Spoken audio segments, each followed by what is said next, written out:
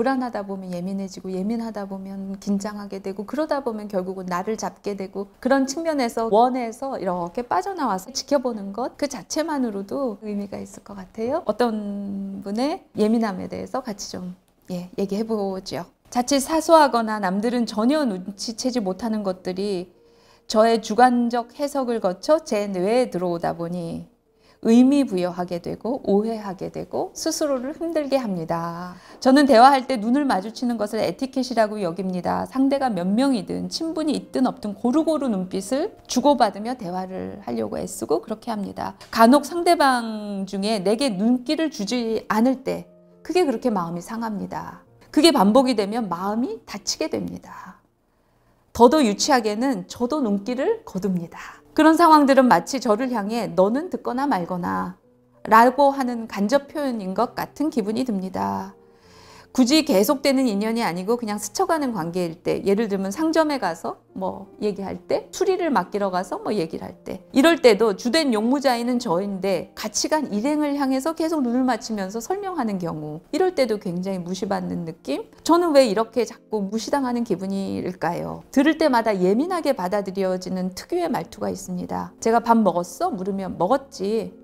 요즘 회사 어때? 물어보면 바쁘지. 아니면 거길 갔었어야지. 이렇게 말했어야지. 연락을 했었어야지. 이런 말투. 이럴 때 화가 올라오고 예민해집니다. 언제는 똑같이 나도 자기한테 그렇게 얘기를 해주면 내 심정을 알까 싶어서 그렇게 얘기를 하면 무슨 일 있어? 왜 그렇게 까칠해? 이런 얘기를 돌아오기도 합니다. 물론 항상 내가 되갚아주는 건 아니지만 막상 이런 투의 말들이 그다지 좋게 들리지는 않을 텐데 의외로 많은 사람들이 이런 말투를 써서 저는 자꾸 화가 치밀어 오릅니다. 제가 유달리 예민한 것 같기도 하고요. 오히려 어떤 면에서는 유달리 상대방을 배려하는 마음에 나는 항상 친절하고 상냥하게 진심을 다해서 대하는 사람이니까 나한테도 그렇게 해주세요 라고 내가 너무 과도하게 그러는 건가, 내가 너무 유달리 민감하게 이러는 건가 싶기도 하고요. 도무지 제가 왜 이렇게 사소한 일에 화나고 서운하고 언짢아지는지 심리를 모르겠습니다. 그렇다고 상대한테 내게 눈길을 달라, 말투 고쳐달라 일일이 말할 수도 없는 노릇이니 매번 제 기분만 상합니다. 어떤 마인드로 나 스스로를 단련해야 할지 조언을 부탁합니다. 이런 얘기를 하셨어요. 저는 이런 게 고쳐야 되는 예민함이 아니라 이런 자의식, 이런 민감한 자의식은 우리 모두가 배워야 하는 거 아닌가? 저는 그렇게 생각해요. 우리가 보통 예민해지고 그러면서 힘들어질 때는 타인의 시선에 많이 에너지가 가고 그거에 맞추려다 하면 나를 지우게 되고 이러다가 우리가 힘들어지고 소진하게 되고 보통 그러는데, 이분의 예민함은 그 자의식에 대한 예민함이에요. 여럿이 얘기할 때 골고루 모든 사람이 개별적인 존재고, 그러니까 하나하나 그 자의식을 배려해야지. 나도 얘기할 때 그렇게 배려받아야지. 그냥 자의식 그 자체에 대한 민감함이에요. 이런 민감함은 우리가 더 많이 다 가져야 되는데 이분의 얘기대로 의외로 그런 사람들이 없어서 좀 무례하거나 그런 자의식을 우리가 불필요하게 너무 많이 다치면서 살거나 그런 거 아닌가? 이 자의식은 더 존중받아야 되는 건데 고쳐야 되고 무뎌져야 되는 게 아닌데 저는 그런 마음이 들었어요. 예전에 우리 아이가 한 초등학교 한 4, 5학년 그때였어요. 그때 MP3 플레이어라고 아세요? 이제 처음 나왔을 때 애가 막 그걸 갖고 싶어 하다가 이제 그걸 살려고 그 전자상가를 갔어요. 걔가 이렇게 설명을 하는데 그 사람이 자꾸 나를 보고 설명을 하는 거야. 그 상점 주인이 얘가 살려고 하고 뭘 원한다 이런 거 다른 거 없어요. 얘가 물어보는데 대답을 나한테 하는 거예요. 그래서 얘가 살아온 거니까 얘한테 설명을 해주세요 했는데 처음에는 하다가 또 나를 보는 거예요. 잘 못 알아들을 거라고 생각했을 수도 있고, 여기 해봐야 돈은 여기서 나오니까 저 사람을 설득해야 한다고 생각했을 수도 있고, 그래서 오늘 못 사겠다 하고 들어왔어요.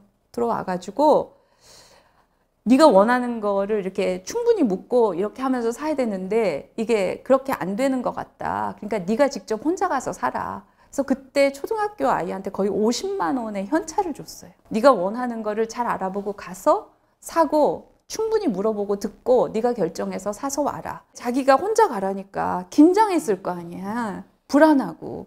그래서 어디서 이렇게 전대 같은 거를 가지고 와가지고 현찰로 준 걸 가지고 가서 걔가 혼자 가서 사왔어요. 근데 그 아이가 지금은 다 큰 성인인데 그때 그 경험을 굉장히 의미 있게 생각하더라고요.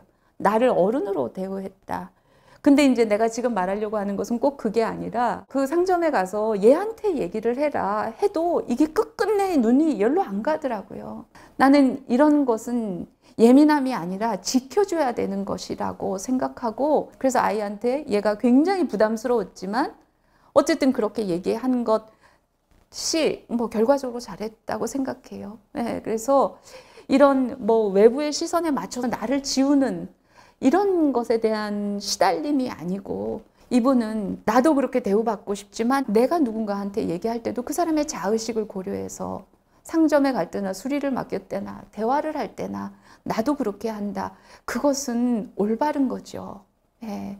너무너무 잘했다고 얘기하고 싶어요. 근데 이거를 지키고 살아가다 보면 다른 해석을 주관적으로 하게 돼요. 내가 너무 까칠한가? 내 별나나? 이렇게 사소한 거에 화나고 서운하고 언짢아지는데 그 심리를 모르겠습니다. 이렇게 했거든요. 아유, 그럴 거 없다. 그렇게 더 후벼 파서 무슨 뭐 어떤 병적인 이런 문제 때문에 당신 예민한 거다 고쳐라. 그럴 마음이 없다. 최소한 저는 어떤 마인드로 스스로를 단련해야 할지 조언 부탁드립니다. 그러실 거 없다. 그냥 건강성이다. 자의식에 대한 민감함, 어떤 존재, 자의식을 이렇게 나나 타인이나 배려하는데 계속 그렇게 사셔야지. 이걸 유튜브에서 보고 계시는 분들도 이런 마음을 공감하는 분들이 있어서 이런 상황을 닥쳤을 때 그렇게 공격하지 않게 되는 사람들이 우리 주위에 더 늘어나면 우리가 더 편안하고 건강하고 불필요하게 훼손되지 않고 살지 않을까? 이런 자의식에 대한 건강한 두려움이 있어야 된다. 함부로 그렇게 하지 않는, 되게 저는 격려하고 싶어요. 아이 얘기해서 잠깐 얘기를 드리면, 우리 아이가 중학교 한 2학년, 3학년 때였는데 바깥에서 엄마 아빠를 이렇게 만나기로 한 거지. 기다리고 있는데 애가 저쪽에서 오더라고요. 약속 시간에. 보니까 신발을 안 신었어요. 여자애가. 맨발로 와요. 그래서 우리가 보면서 쟤 신발 안 신었다. 신발 안 신었다. 그리고 네, 아무 얘기 하지 말자. 신발 안 신었네? 뭐 그냥 이렇게 캐주얼하게 물었어요. 그랬더니 답답해서. 그래서 언제부터 벗었어? 그냥 또 지나가듯이 물었어요. 아까 낮에 뭐 돌아다니다가 답답해서. 그래서 계속 맨발로 다녔구나. 그랬더니 그래요. 전철도 맨발로 탔을 거 아니에요? 어린애가 맨발로 혼자, 그러니까 옆에서 보기에 사람들이 진짜 머리에 꽃만 안고 잤지. 저게 뭐가 되게 이상하게 바라보거나 누군가가 얘기했을 수도 있고, 너 신발 어쨌냐? 그러고 다니다가 발에 뭐 상처 난다, 찔린다, 신발 어디 났냐? 뭐 이런 거 물어봤을 수 있어요. 근데 그런 거 자세히 묻지도 않았어요. 걔가 생각이 있는 아이예요. 중학교 2학년이나 됐고 자기가 발에 뭐가 찔리거나 위험하다고 판단되면 그걸 전혀 감지도 못한 채로 그냥 다닐 애는 아니에요. 그 말 듣는 순간 답답해서 벗었구나. 답답해서 그게 다였을 거예요. 야, 위험해. 그러다 발 다치면 어떡하냐. 그건 내가 말 안 해도 걔도 아는 거예요. 예.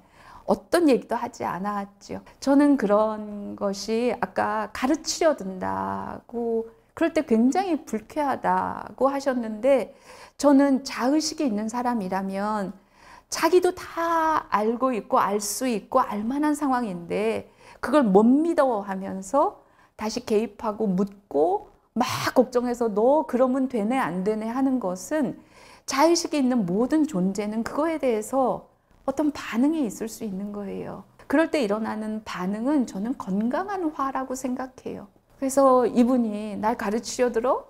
막 그런 생각이 들면 내가 왜 이렇게 예민하나? 아니고요. 그거는 건강성이다. 자기 자의식을 보호하고 지킬 수 있는 건강성이다.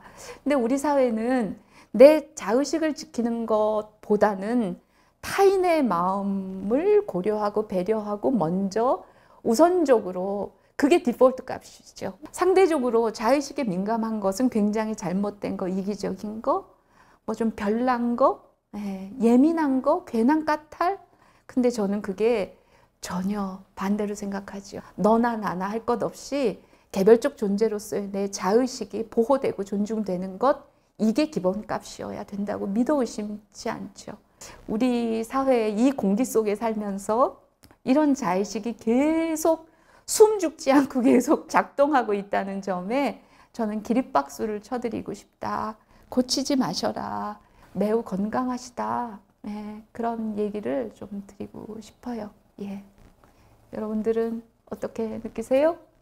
자기가 되게 듣는 사람 신경 써서 얘기하고 그리고 그만큼을 원하는데 그만큼 안 해주는 거잖아요, 상대방이. 만약 그랬을 때는 본인이 옳은 거잖아요. 내가 너를 배려하고 그만큼 나를 배려해야 되는 게 맞는 건데 그러지 않은 사람이 많은 상태에서 계속 상처를 받을 텐데 은근히 계속 화가 나고 그러면 어떻게 해야 되는가. 내가 응원을 하고 박수를 보낸다고 하는 것은 그게 틀리지 않았다는 것을 전달하고 싶은 나의 최선의 표현이에요. 나도 배려했고 저 사람도 배려하기를 바랬는데 그렇게 하지 않았어요.